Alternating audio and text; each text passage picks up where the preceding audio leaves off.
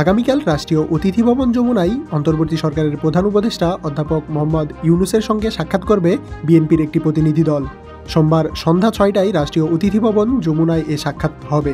বিএনপির চেয়ারপারসনের মিডিয়া উইংসের সদস্য সাইরুল কবির খান এ তথ্য জানিয়েছেন। তিনি আরও জানিয়েছেন, বিএনপি দলের কারা থাকবেন তা এখনও নিশ্চিত করে বলা যাচ্ছে না। তবে দেশের বিদ্যমান রাজনৈতিক পরিস্থিতি ও জাতীয় নির্বাচনের প্রস্তুতি নিয়েই সেখানে আলোচনা হবে বলে ধারণা করা হচ্ছে। বিএনপির মহাসচিব মির্জা ফখরুল ইসলাম আলমগীর ঢাকার বাইরে ছিলেন। এই সাক্ষাতে যুক্ত হতেই তিনি আজ সন্ধ্যায় রাজধানীতে ফিরেছেন। অন্যদিকে আজ বেলা ৩:৩০টায় বিএনপির স্থায়ী কমিটির সদস্য নজরুল ইসলাম খানের নেতৃত্বে প্রধান নির্বাচন কমিশনের সঙ্গে বৈঠক করেছে বিএনপির একটি প্রতিনিধি দল।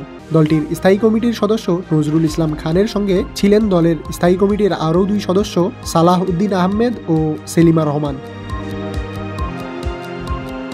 হাফিজুল ইসলাম, যুগের চিন্তা।